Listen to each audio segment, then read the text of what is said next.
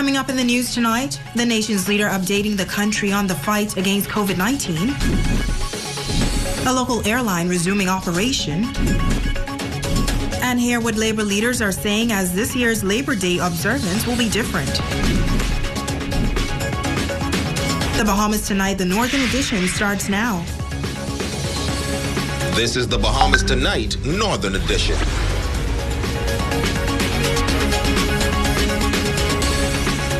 This is the Bahamas Tonight, the Northern Edition. Good evening. I'm Atalia Hall. Thank you so much for tuning in.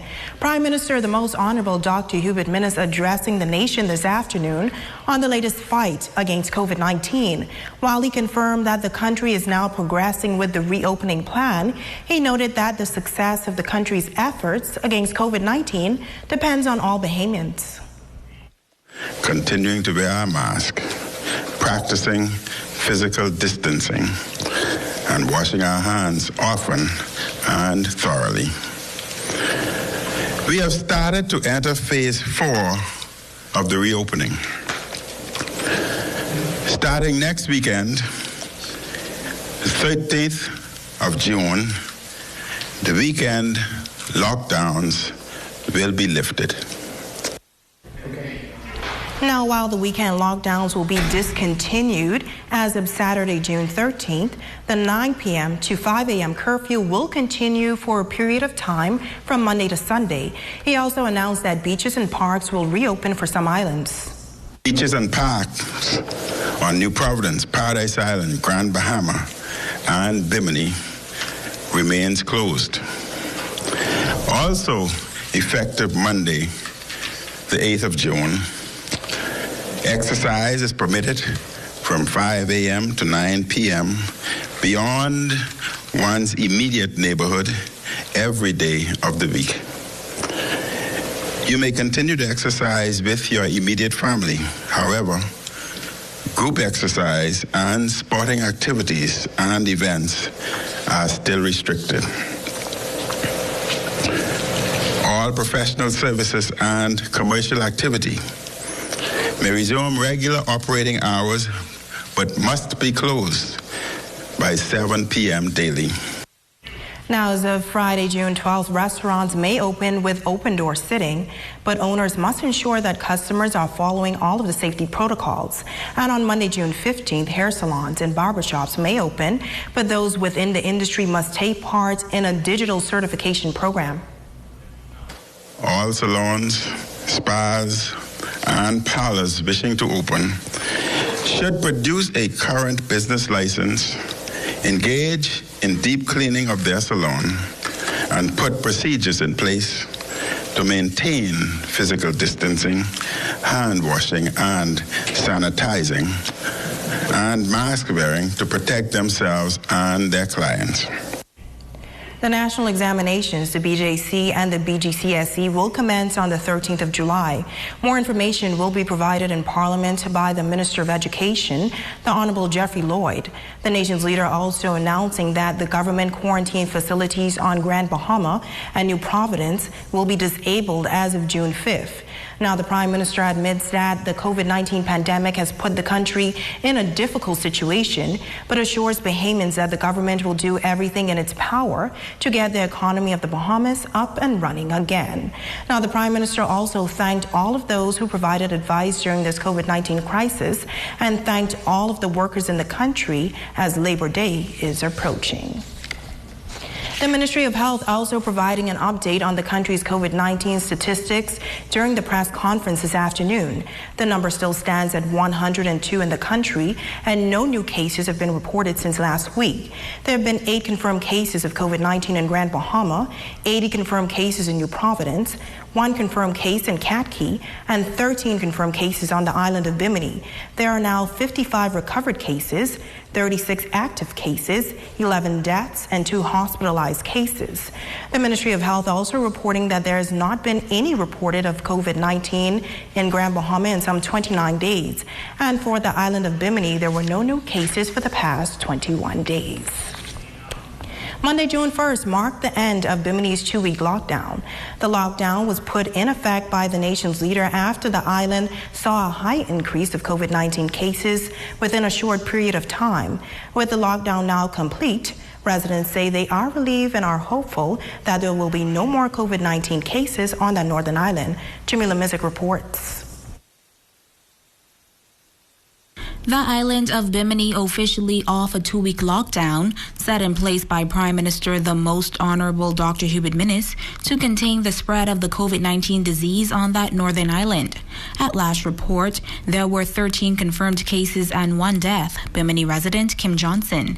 Now, according to reports, health officials have indicated that there are recovered cases.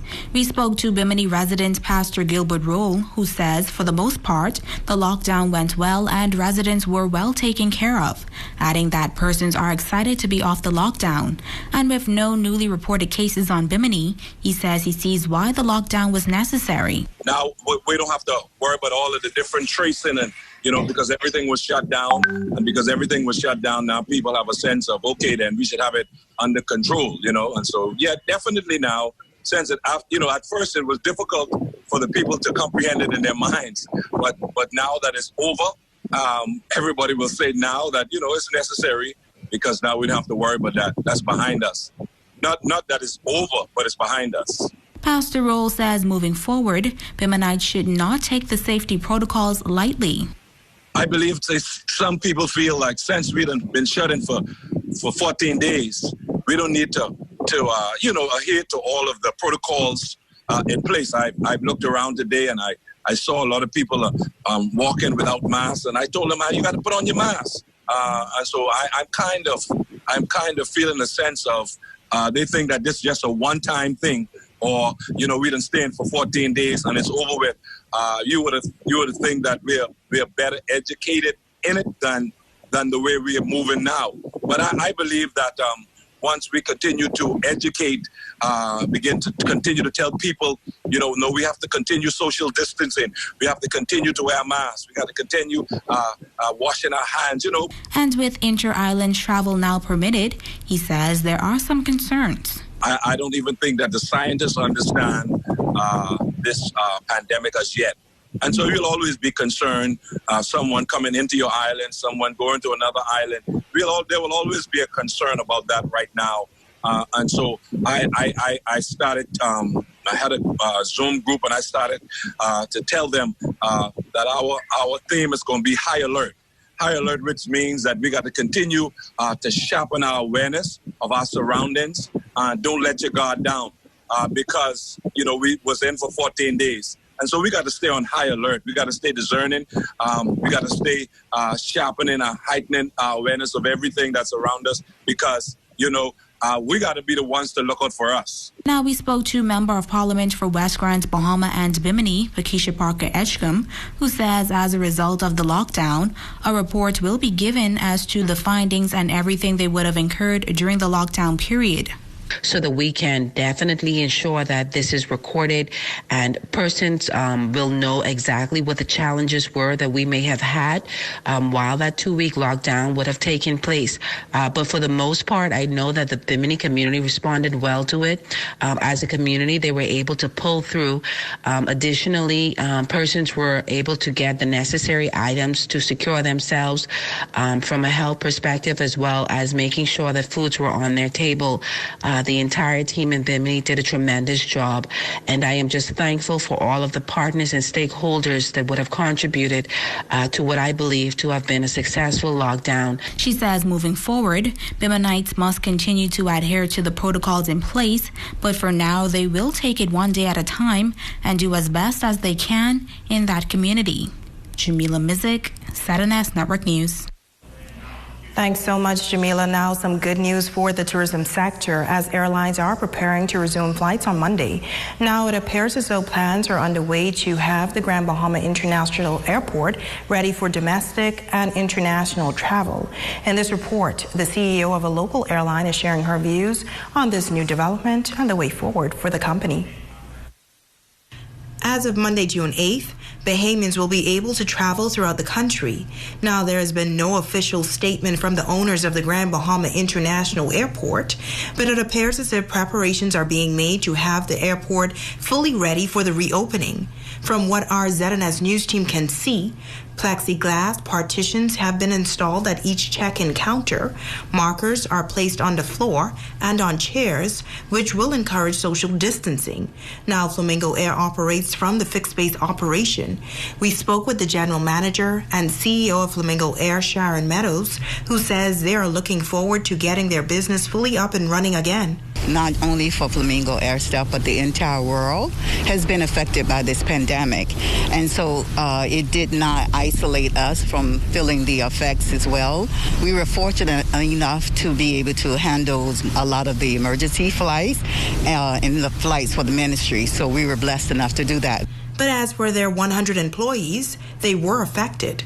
Very grateful for God for allowing certain things to now take place.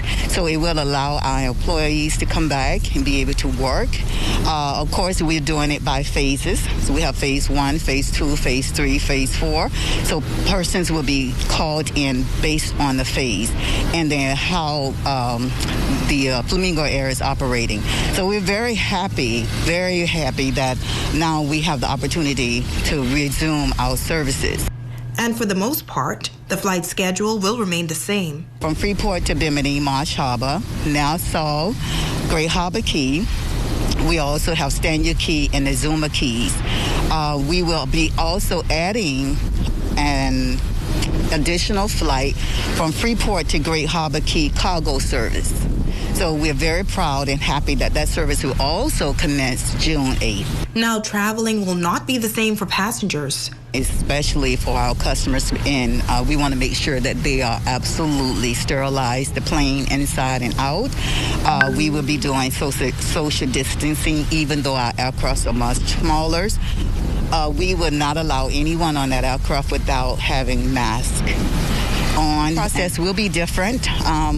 At this moment, we're still under an investigation to how we're actually going to handle that at the FBO, and we have another location, what we call on the hill, which is our main office.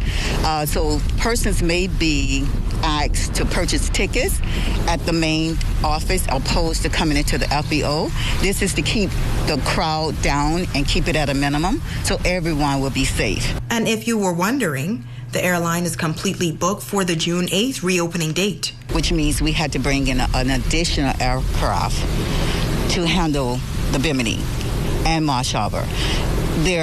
It's overwhelming. We didn't even think that we needed to have our employees come in until Monday. We had to bring our employees in early because of the processing. Our flights are already booked. Now, overall, the general manager says she is optimistic about the future of the business and the island. In just a few hours, the country will be observing the annual Labor Day holiday, but the day that is usually set aside to celebrate workers and their contributions throughout the country will be different this year due to the COVID-19 emergency orders that are in place. In this report, some labor leaders say although a march will not take place this year, the message remains the same, and they are calling for changes within the labor movement. Jamila Mizik has more. Labor Day, a day to celebrate workers throughout the country, will see some noticeable changes this year due to the COVID-19 pandemic. However, union leaders did not miss out on the opportunity to express concerns and how they continue to fight for the rights of union members.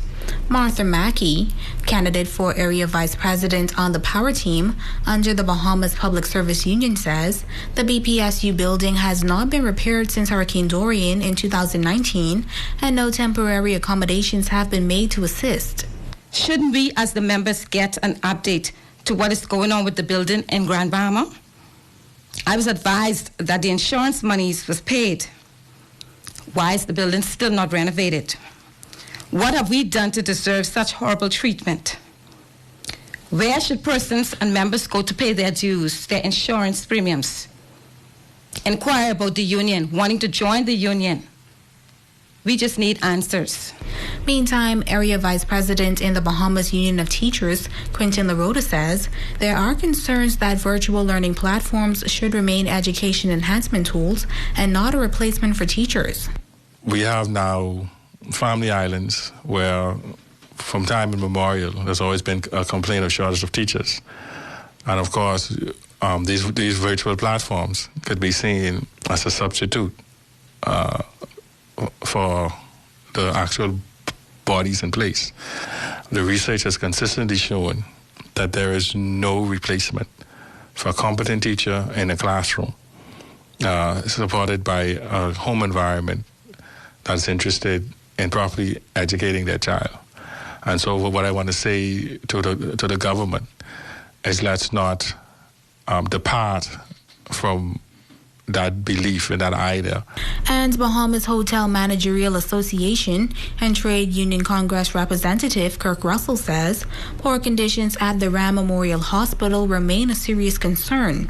He says they understand the disaster caused by Hurricane Dorian, but believes repairs and recovery have been far too slow. Russell noting that emergency funding for workers is also a concern, as well as the number of work permits issued in the country. He says the union continues to push for the rights of casual workers. When you look in the industrial park, whether it is the container port, the shipyard, there is not a good balance down there as far as permanent workers versus casual workers. The industrial park is basically casualized. And so you're talking about a baseless worker, a worker with no benefit, no job security. That is not decent work. And on this Labor Day, he's encouraging workers to enhance productivity levels in the country. That the service element is improved in the country. We have a lot of work to do to ensure that the Bahamas becomes the best destination in the world, not only in tourism, but in business as we venture into other sectors of the economy. Jamila Mizik, ZNS Network News. I want to take this opportunity to say what a pleasure it is to finally be able to get back into our sanctuaries as pastors and congregations and churchgoers. But also I want to say what a blessing it is that the church's doors will be opened once again to the whole community. And I want to encourage every pastor to make sure that your church is ready, your church building rather is ready to receive the people that will be coming in today. We want to make sure that people feel welcome as they come into the church building, and we also want to make sure that they come in safely. So I encourage all of you to make sure follow all the necessary protocols as we come together and come together safely to continue something that is essential to the spiritual health of any individual, and that is the corporate worship and praise and celebration of God. And so I want to encourage you today. It's so good that we'll be able to come together this Sunday to worship, to praise, to fellowship, and to hear the word of God.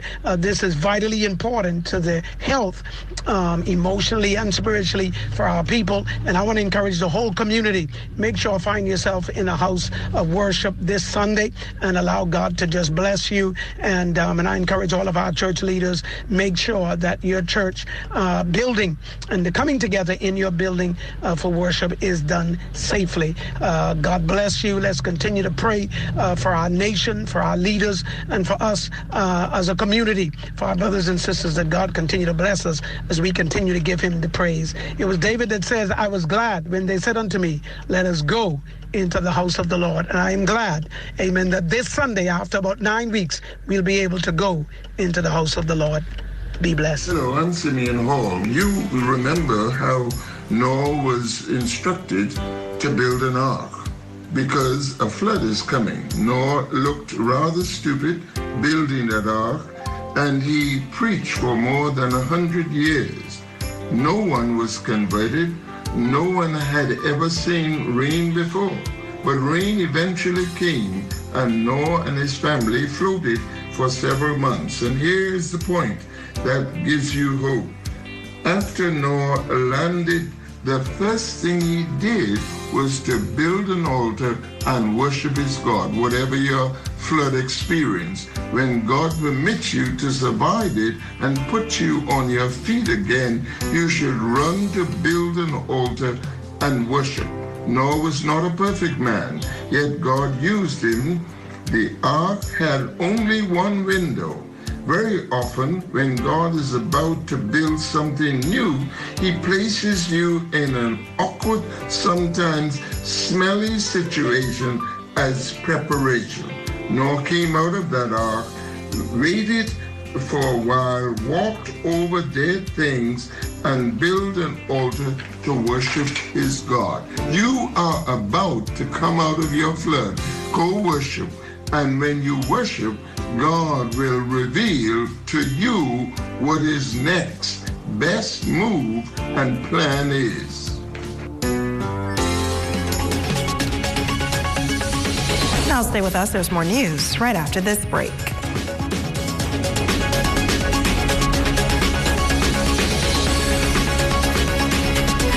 This portion of the news is brought to you by Dolly Madison, Freeport's original home center.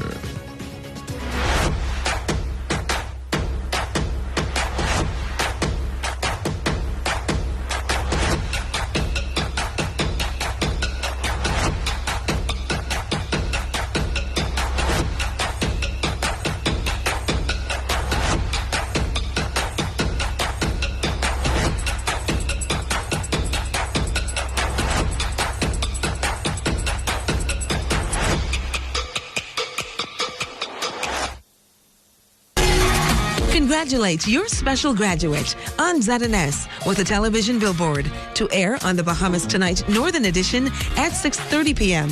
You can also share this momentous occasion with family and friends on the ZNS community page, channels 230 and 420. Call ZNS today and create special memories for your 2020 graduate.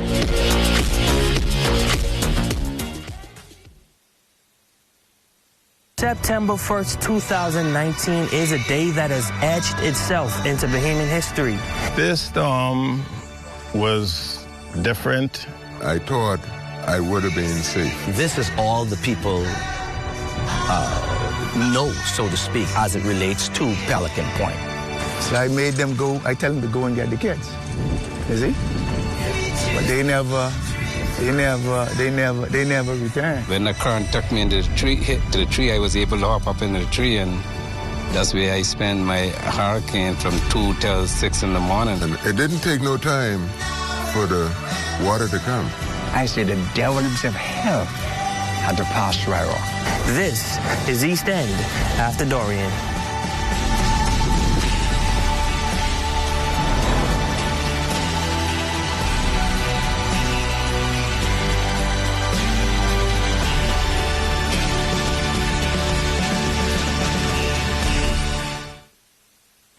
Make sure and check out all the new things you can do now in the Alive app. More ways to pay, still connected, alive. Your #1 news team covering the North. The Bahamas Tonight, Northern Edition. Welcome back. Some good news to report this evening. The search and rescue efforts to locate 2 fishermen fared missing at sea for 2 days was successful. On Wednesday, police received information that 2 males left West End on a fishing trip a day prior and had not been seen or heard from since leaving. After several failed attempts to locate the men, Chairman of the Bahamas Air, Sea and Rescue Association, Eddie Wan, contacted the U.S. Coast Guard, who found the fishermen in waters near Cape Canaveral in Florida late this afternoon. The U.S. Coast Guard found them, and they were actually adrift. Obviously, a small sailboat spotted the Coast Guard plane circling them and had come over and assisted the gentlemen on their boat, took them off of their boat, put them on their sailboat, gave them food and water. That's very nice. It's a good Samaritan. I do not know the name yet, but I am in search of that. I don't know what their problem was. I'm assuming they just had engine problems and then obviously started drifting. The two men were taken to Florida to receive medical care. Juan is thanking the rescue team and shares this advice for boaters. Due to the dedication of the entire team of the Royal Bahamas Police Force Marine Division, Basra Grand Bahama, the Royal Bahamas Defense Force, and of course the United States Coast Guard, our pilots, Xavier Ingram, Adam Miller, myself, our entire team. We did an awesome job. This was a little more difficult. It had me very scared. I was praying. Please, guys, always tell somebody, a family member, where you intend on going. If you hit that area and it is not hot and is not sticking, so we'll say, with the conch or the fish, and you decide to go to another area, please communicate that to somebody ashore. Generally, you're close enough where you have cell phone service. Communicate to shore, hey, we're leaving this area, we're going to this other area. Never go anywhere and not tell anybody. Always, always, always have anchor line on board with you. Minimum 3 to 4 times the length of your vessel. The Grand Bahama community is mourning the loss of veteran educator Dorothy Goldsmith. Goldsmith passed away on Wednesday, May 27th, following an illness. In her 35 years as an educator, Mrs. Goldsmith served as principal at 5 schools in Cat Island, Rum Cay, San Salvador, and Grand Bahama, as district education officer in all of those islands except Grand Bahama. Mrs. Goldsmith was also a dedicated and innovative member of the St. Paul's Methodist Church in Freeport. She was the host and producer of the very popular weekly ZNS radio program, Great Hymns of Inspiration, a music ministry of the Grand Bahama Methodist Circuit from 1994 until her illness in 2012. She has served as class leader and congregational steward for St. Paul's Methodist Church, president of St. Paul's Methodist Church Women's Fellowship, president of the Grand Bahama Circuit Women, Women's Work Secretary for the Bahamas, Turks and Caicos Islands District Conference, and executive women's president of the Methodist Church in the Caribbean and Americas. Mrs. Goldsmith leaves behind her husband of 52 years, Terrence Terry Goldsmith, 2 biological children, 4 adopted children, and numerous grand and great-grandchildren.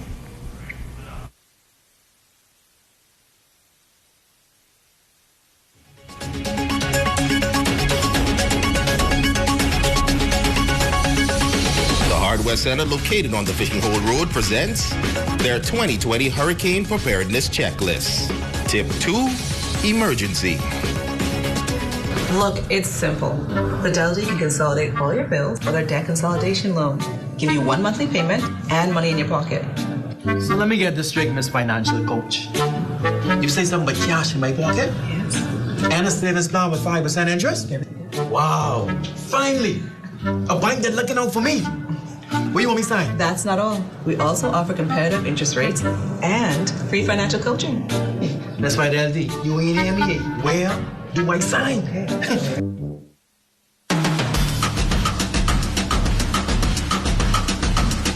So I'm Durante Line, and I'm the cafe manager at Dolce Cafe. We sell coffees, we sell smoothies. We also have an excellent pastry display where we do a number of different danishes. We do patties, we do cakes like cheesecake, chocolate cake, carrot cake, and also since this entire new evolvement when it comes to the country, we also started providing a lot of specialty options. And so when it comes to the specialty selections for the ones that we have available right now, we have Cornish and with lobster stuffing, cream of mushroom or glazed pork chop. We have Mexican street-style tacos, honey barbecue ribs. And the good thing about it is that we actually feature an additional special every week. And so the way that you stay up to date with everything that we have to offer, you just follow us on all of our social media platforms. You just type in Dolce Cafe 242 on Facebook, Instagram, or Snapchat.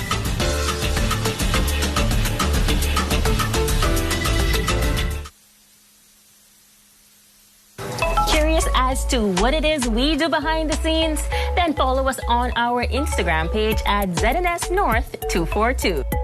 Stay connected.